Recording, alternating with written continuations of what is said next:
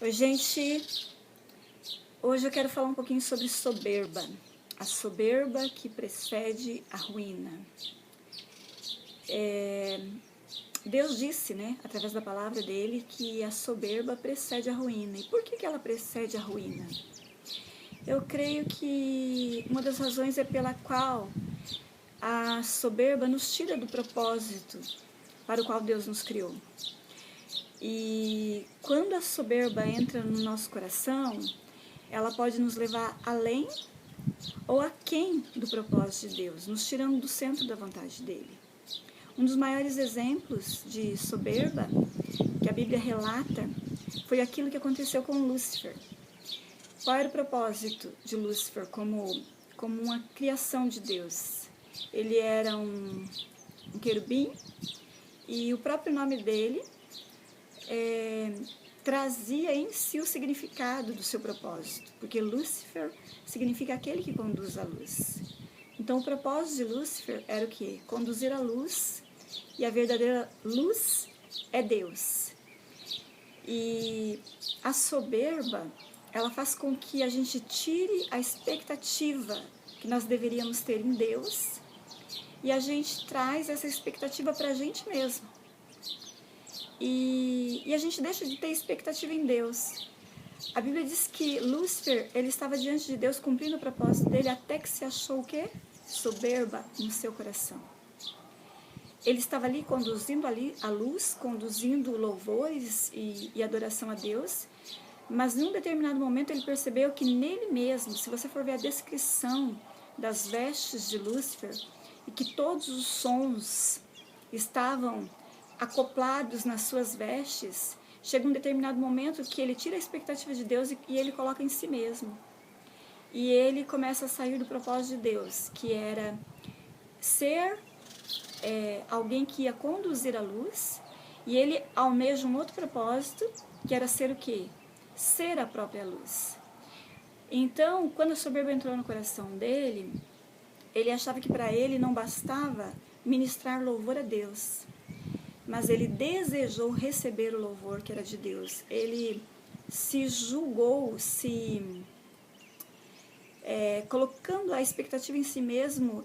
Na cabeça dele ele pensou que ele poderia ter o próprio reinado dele.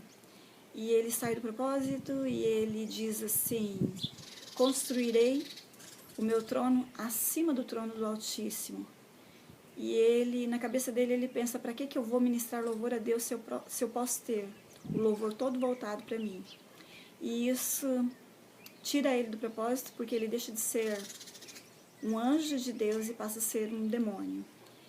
E é muito difícil dizer que às vezes nosso comportamento é parecido com o dele, quando nós tiramos o propósito, a expectativa, aliás, de Deus, e colocamos em nós mesmos, e nós achamos que aquilo que Deus nos deu, nós podemos usar em prol, em benefício de nós mesmos, e isso nos coloca em uma posição de ser o Deus e o governador da nossa vida. E isso faz com que a gente tire a nossa dependência e expectativa de Deus. Isso é orgulho, isso é soberba, isso nos tira do propósito, isso nos leva à ruína. Mas tem outra verdade que é paralela a essa. Porque quando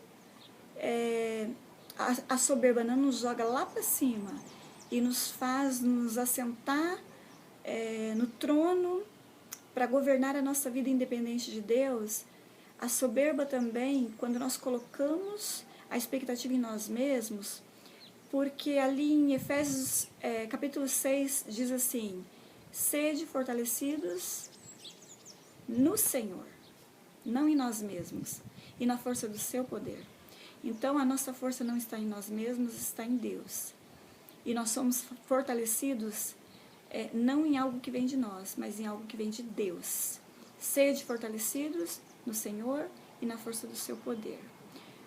Esse mesmo texto de Efésios fala que nós temos que abraçar o escudo da fé, é poderoso, porque ele é poderoso para apagar os dardos do maligno, e que ali fala de toda uma armadura que nós temos que colocar para quê?